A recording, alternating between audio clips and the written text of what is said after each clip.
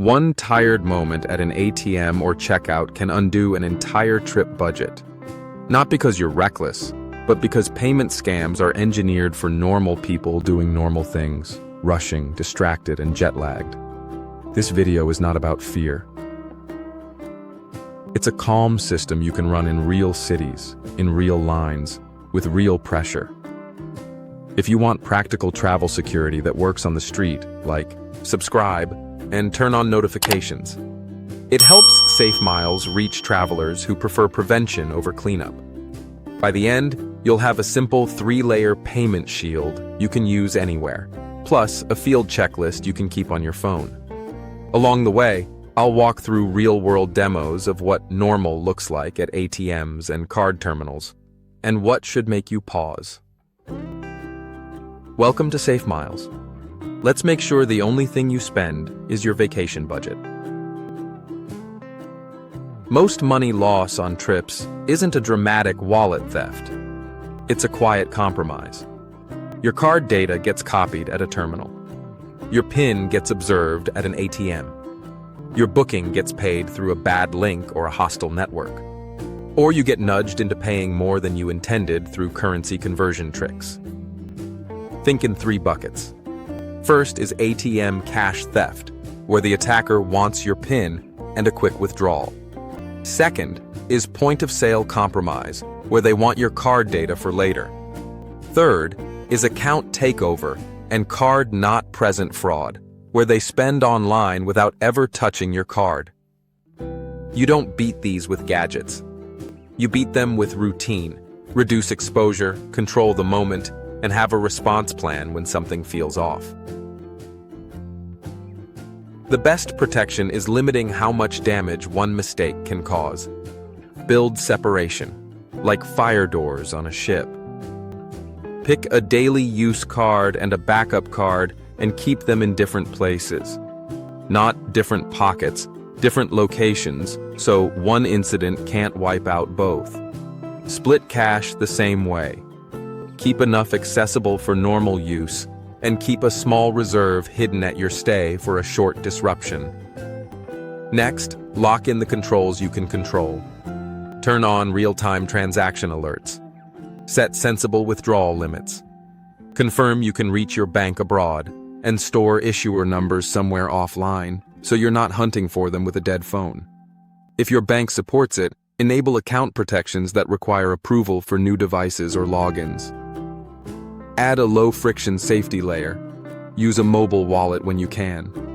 In many cases, it's safer than handing over a physical card because the merchant doesn't see your real card number. It's not magic, but it reduces exposure. Finally, decide your cash strategy. You don't need a thick wad. You need an emergency battery.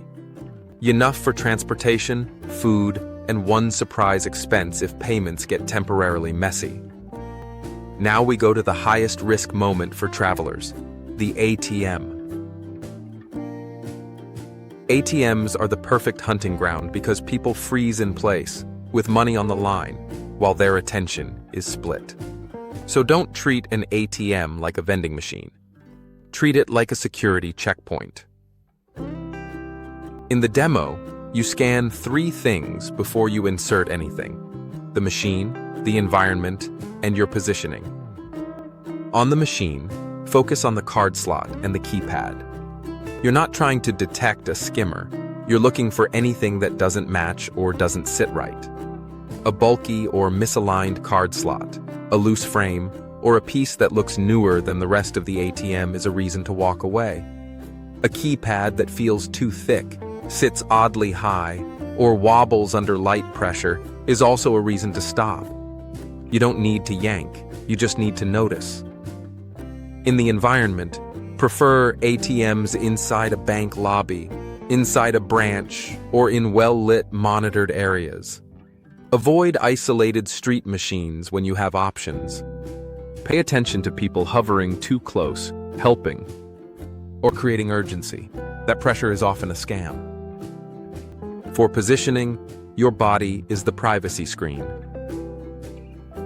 When you enter your PIN, Cover the keypad and angle your shoulders so nobody has a clean view from behind or the side. This is standard practice, not paranoia. During the transaction, know your amount before you start. Withdraw, pocket cash immediately, retrieve your card, and move. Don't stand there counting money at the machine. Time in place is opportunity for observers. One rule beats most ATM problems. If anything feels weird, you leave and use another machine. Your best tool is your ability to walk away. Most travelers relax at the normal purchase: coffee, groceries, pharmacies, and that's where they lose control. Your job is simple. Keep the process in sight and keep the screen under your control. Demo 1 is the out-of-sight move. If someone wants to take your card away to the back, down the bar, or out of your line of sight, stop the flow. Keep it calm. Ask to pay at the terminal, use tap, or use another method. The rule isn't never hand your card over. The rule is don't let your card disappear. Demo 2 is the wrong amount moment. Before you tap, insert, or approve, look at the amount on the terminal. Then watch what it asks you next. This is where dynamic currency conversion shows up. The option to charge you in your home currency. It feels friendly, but it often costs more. In real life, the safest default is usually paying in local currency and letting your bank convert, unless you have a specific reason not to. Demo 3 is contactless discipline. Tap is convenient and often safer, but the habit is always screen first, then tap. Keep the terminal in your sight until the payment completes. Quick value note: if you want the exact field checklist for ATM choices, terminal screens, and what to do next if something looks wrong, there's a free copy in the resources for this video. And if you want optional tools that make travel payments and disruptions easier to handle, there are vetted links in the description that support the channel at no extra cost to you. Now let's cover the threat that doesn't require anyone to touch your card: online payment fraud. The easiest way to lose money quietly is paying online through a compromised path. A fake booking page, a hijacked Wi-Fi network, or a message that looks like your bank. Use a simple system. Control the channel, control the device, control the confirmation. Controlling the channel means you don't pay through links in texts or emails. If a message says your card is locked, you verify inside your bank app, or by typing the official site yourself, or by calling the number you already saved. Scammers win with urgency. You win with a slower, cleaner channel. Controlling the device means you treat public Wi-Fi like a hostile environment.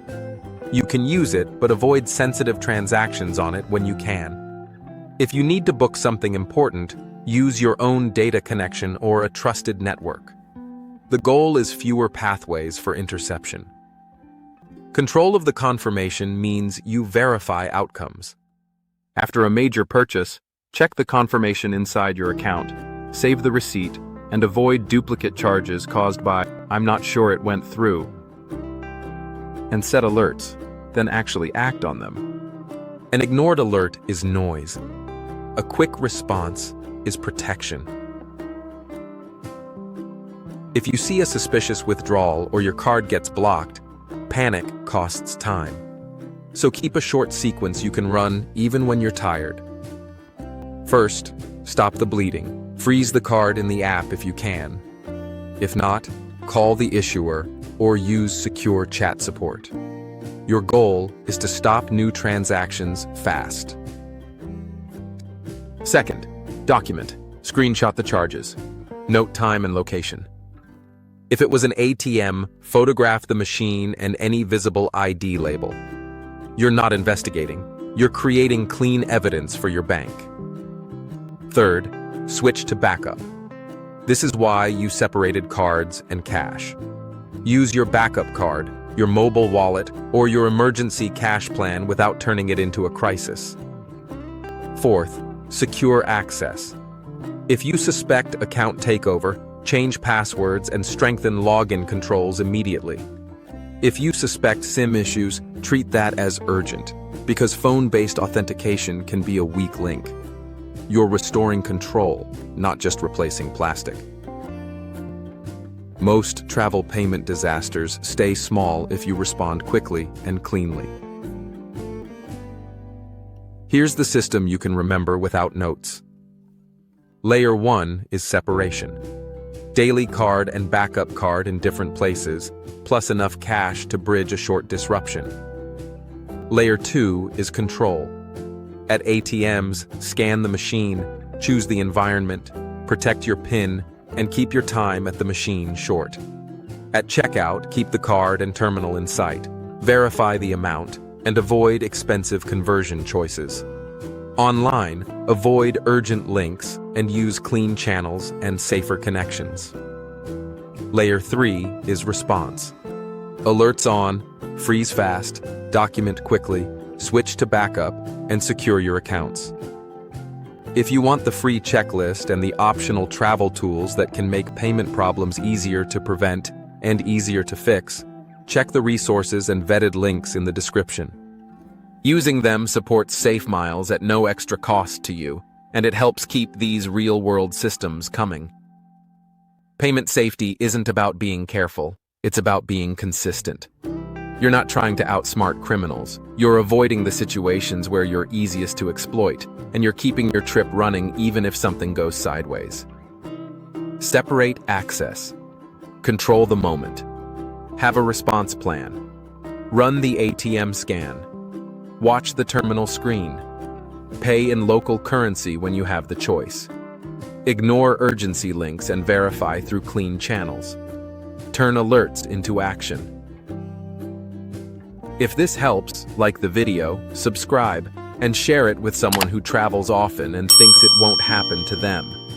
And grab the free checklist so you don't have to remember everything the next time you're tired in a new city. This is Safe Miles. Travel calm.